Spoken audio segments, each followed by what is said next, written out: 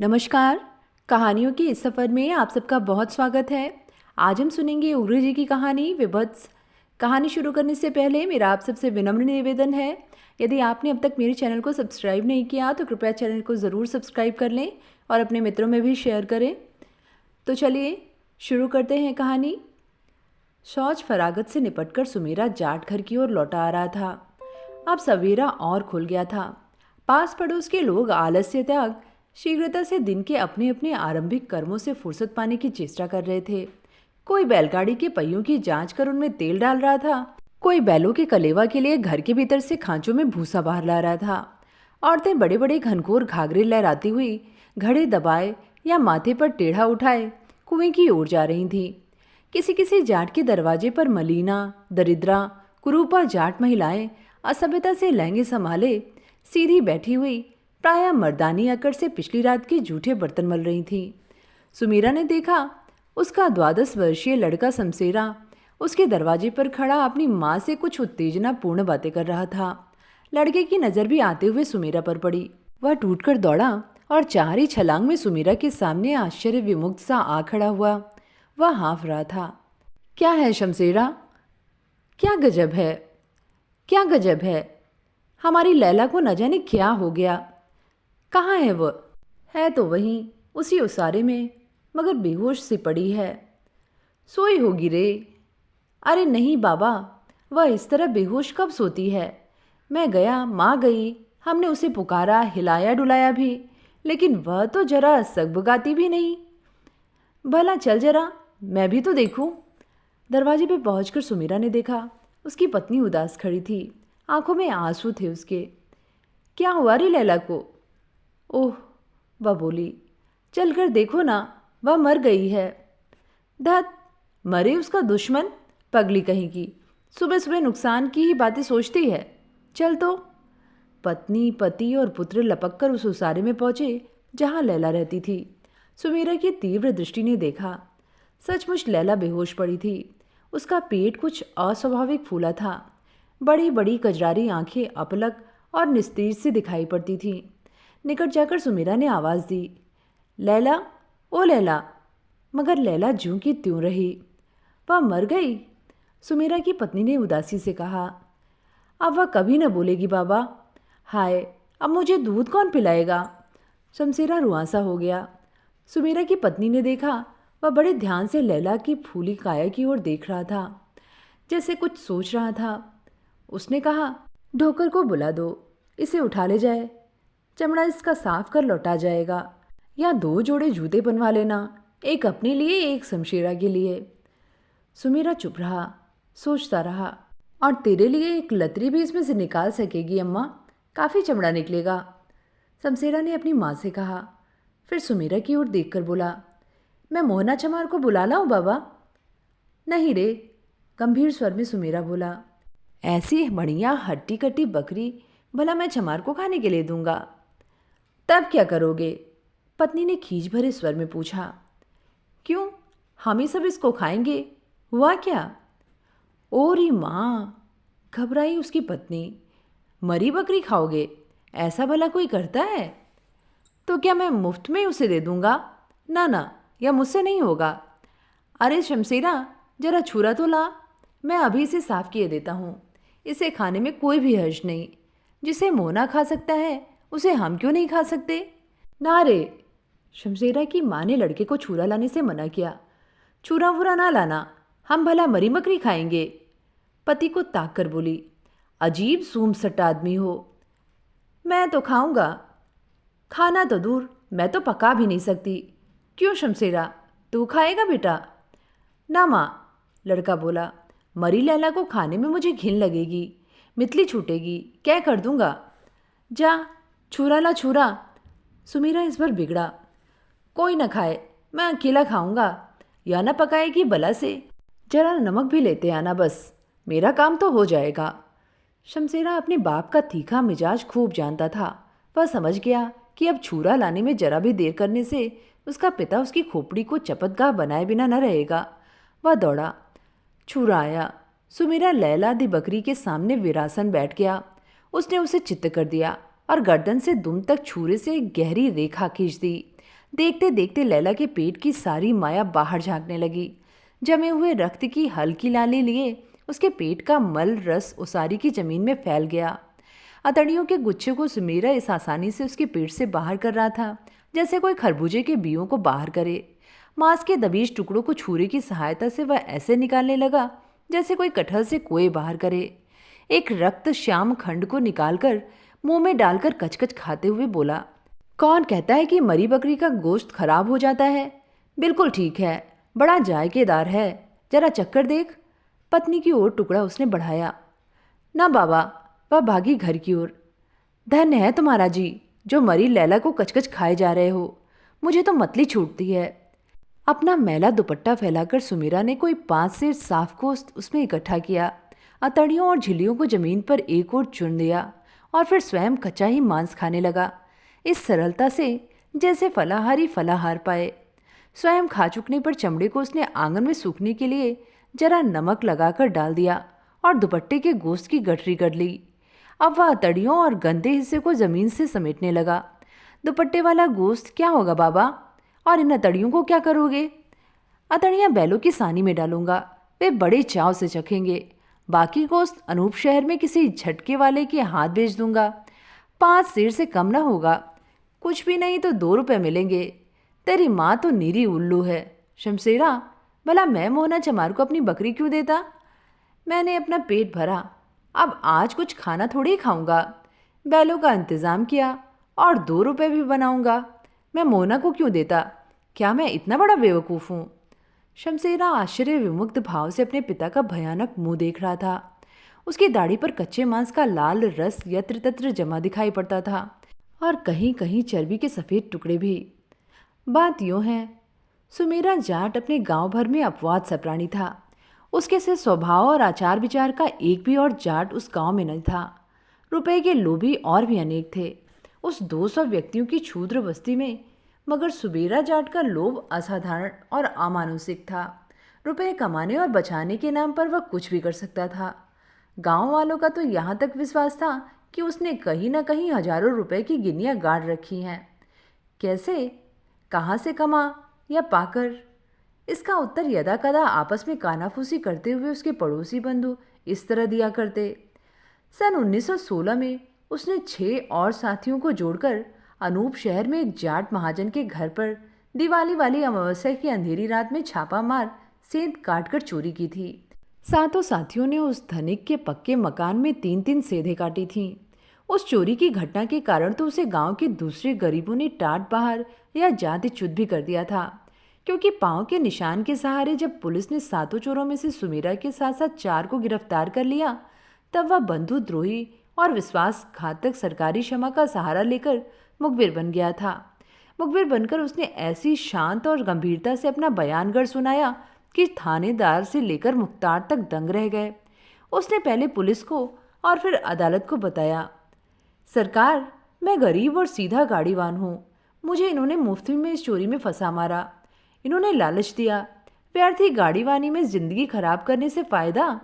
अरे चलकर एक रकम ऐसी क्यों नहीं मारते कि जिंदगी आराम से कट जाए, ना कुछ तकलीफ न मेहनत, बस जरा से हिम्मत की ज़रूरत है। अदालत के यह पूछने पर, सुमेरा, तुम भी घर में घुसे थे? सुमेरा ने जवाब दिया, नहीं हुजूर, ये तो मुझे भीतर घुसने ही का काम देते थे, मगर पहला पहला वाक़या होने से मेरी छाती धुक-पुक कर रही थी। मेरी हिम्मत के हाथ पांव ठंडे पड़े जा रहे थे, मगर माल बहुत लाना था और इनके साथ आदमी कम थे, इसी से ये मुझे ले गए। मेरा काम था मकान के बाहर खड़े रहकर बाहर की आवश्यक गतिविधियों की भीतर वालों को सूचना देना। किस तरह, सो भी कहूँगा। दुहाई गरीब परवर की, जरा भी झूठ बोलूँ तो ये मेरी देह सड़ जाए।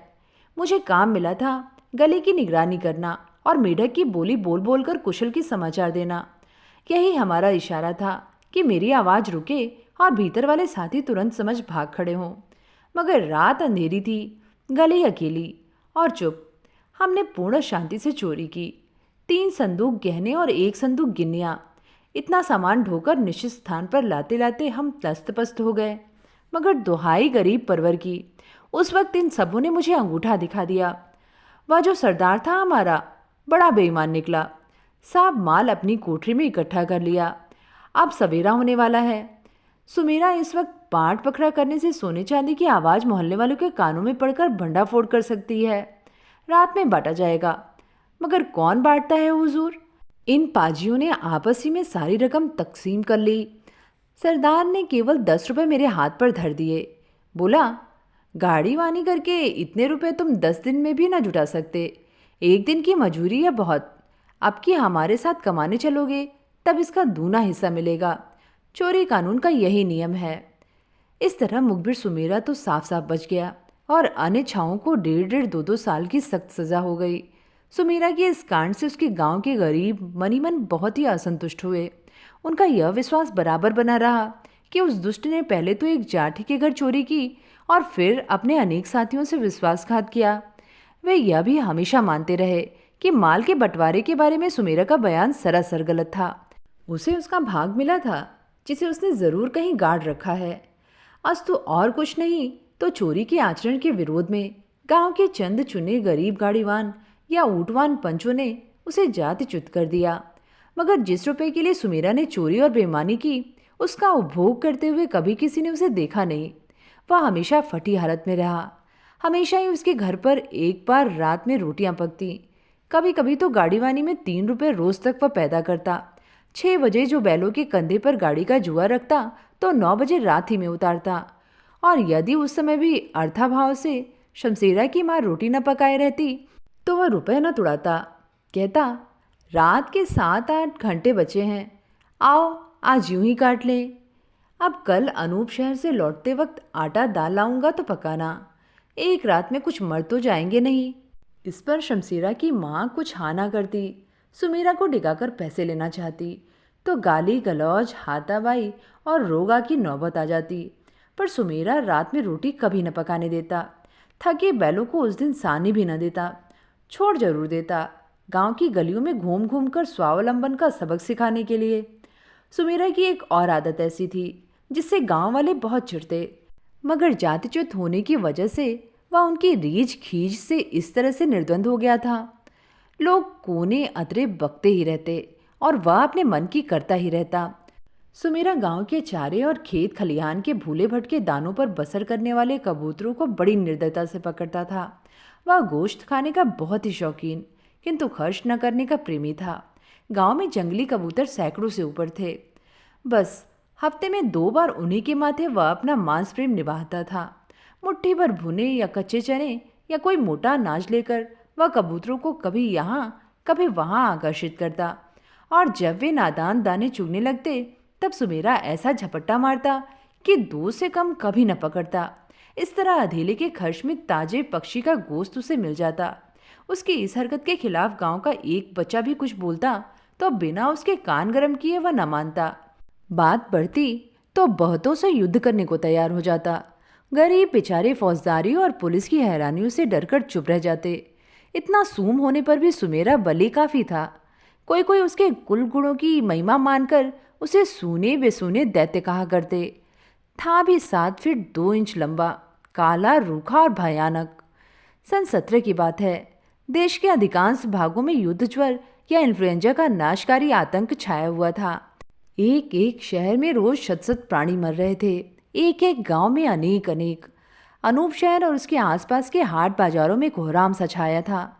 खास सुमेरा के गांव के सभी प्राणी त्रस्त थे। मारे डर के कोई बाजार नहीं जाता था, क्योंकि लोगों ने सुन रखा था कि वह रोग छूत से भी फैलता है।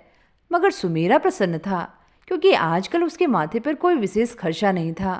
बीमारी फैलते ही एक बहाने से उसने अपनी बीवी और शमशेरा को ससुराल भेज दिया था।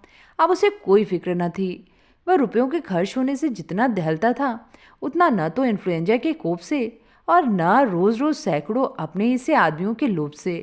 हाँ, बीमारी के कारण बैलगाड़ी का रोजगार कुछ मंदा पड़ गया था, इसका उसे दुख था। सुबह 8 साढ़े 8 का वक्त था। आज जरा देर से बैलगाड़ी जोत कर सुमेरा अनूप शहर की ओर जा रहा था। वह गांव के बाहर ही हुआ था कि 2 व्यक्ति दिखाई पड़े। सुमेरा ने यूं ही उनसे पूछा, कहाँ से आए?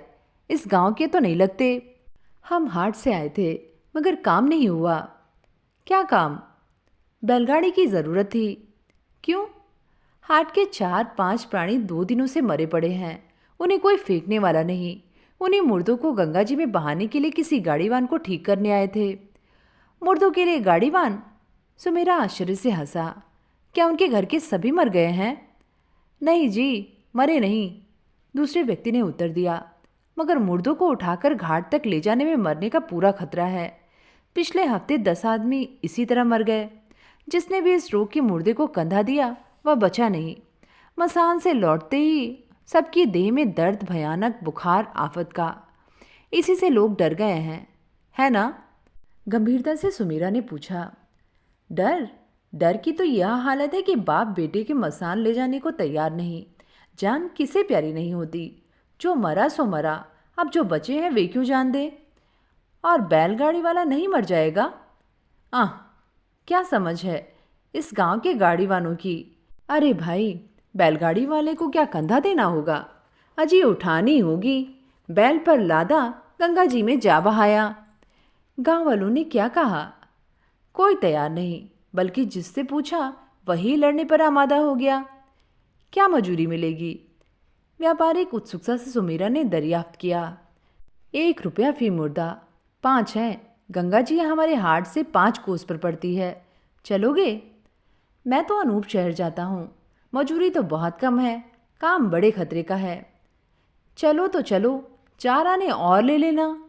बैलों को एक चाबुक मारकर तेज बढ़ाते हुए सुमीरा ने कहा। काम खतरे का है, 2 रुपया मुर्दा मिले तो चलूं। मगर उन दोनों गरजमंदों को यह विश्वास नहीं हुआ कि जिस गांव के सभी बैल वालों ने मुर्दे ढोने से इनकार कर दिया है, उनका कोई आदमी उस काम को स्वीकार करेगा। उन्होंने सुमीरा के निश्चय की दृढ़ता जानने के लिए पुनः प्रश्न किया। चलोगे भी कि महज बातें ही? दृढ़ता से सुमीरा ने कहा। 2 रुपए की मुर्दा देना हो तो आओ, बैठ जाओ गाड़ी पर। 5 है ना, मैं फेंक दूंगा।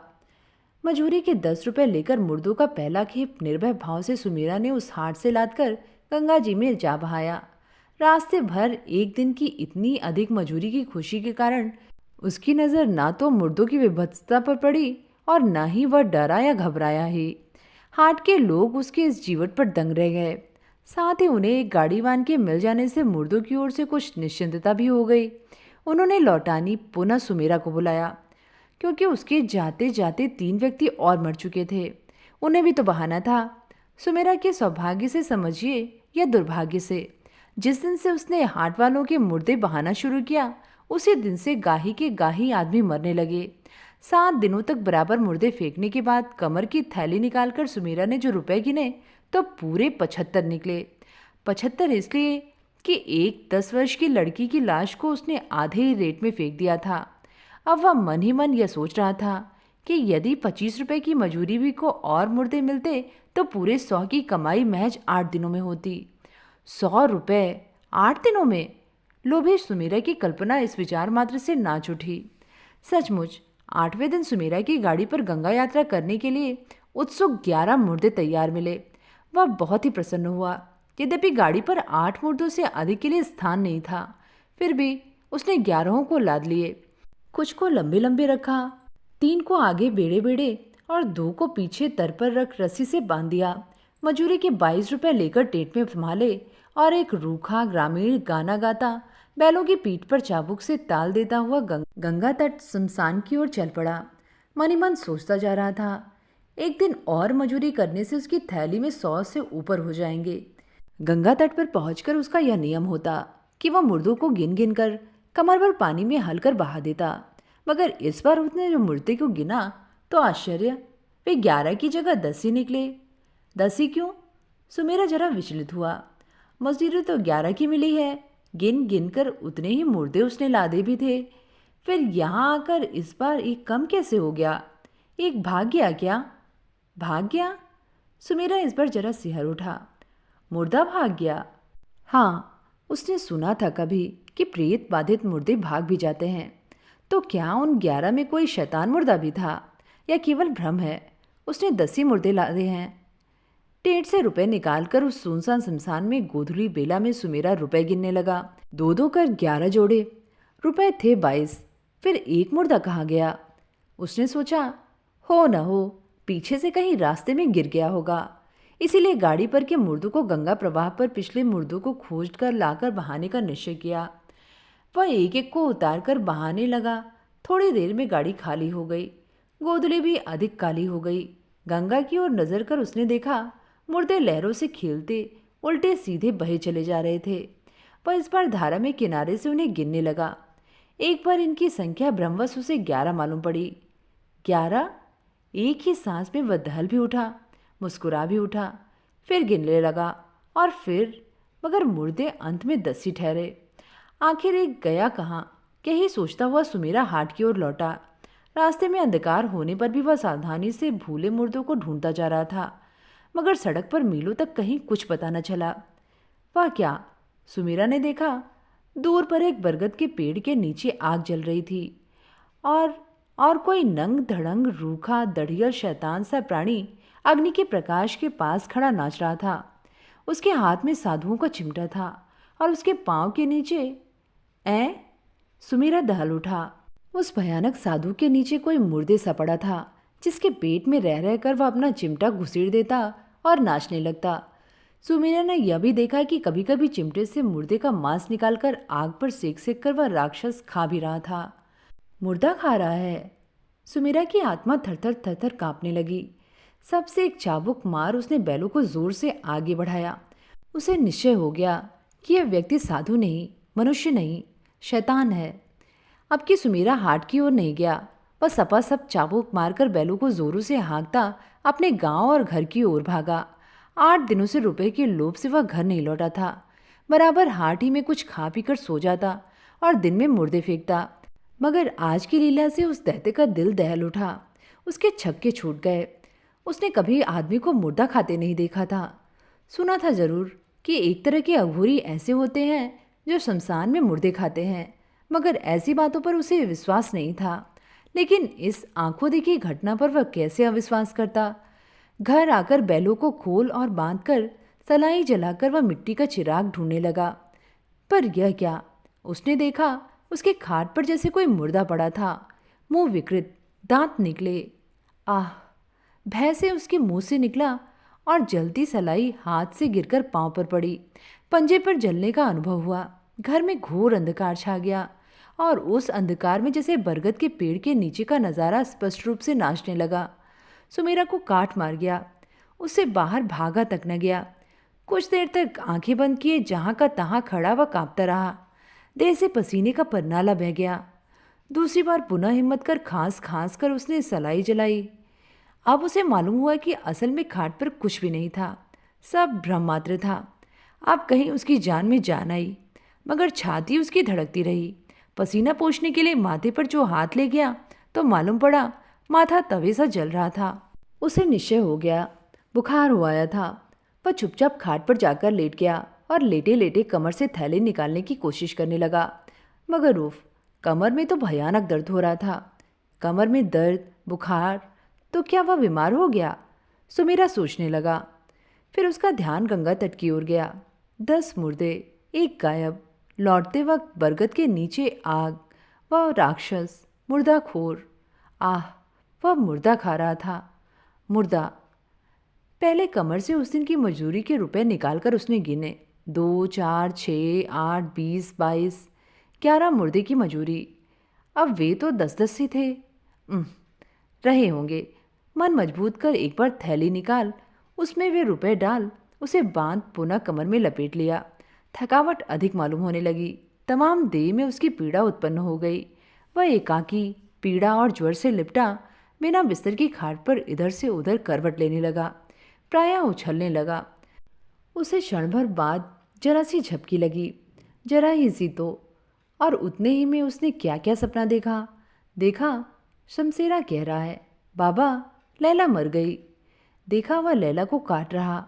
उसकी स्त्री नाक सिकोड़कर मना कर रही, हटो, मुर्दा खाओगे। मगर वह खा रहा है। पर यह कौन है? उसने देखा, उसारे में वह तो लैला बकरी का मुर्दा खा रहा है और आंगन में वही बरगद वाला शैतान उसकी गाड़ी की 11वीं लाश चिमटे से कुरेद कुरेद कर खिलखिलाता हुआ खा रहा है। आग जल रही है।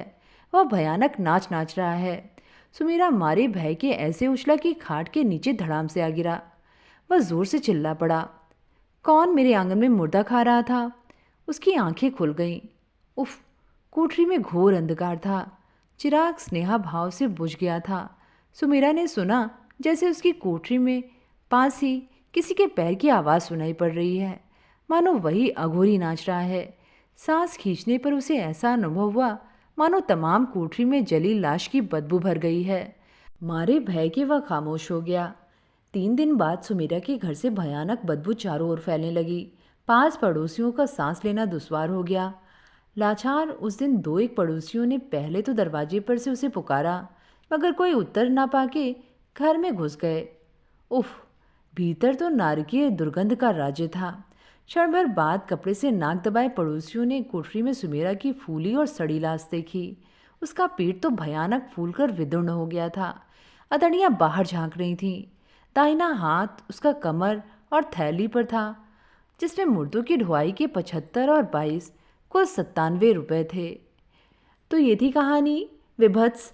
कहानी आप सबको कैसी लगी नीचे कमेंट में लिख के ज़रूर बताइएगा। फिर मिलेंगे एक नई कहानी के साथ। धन्यवाद।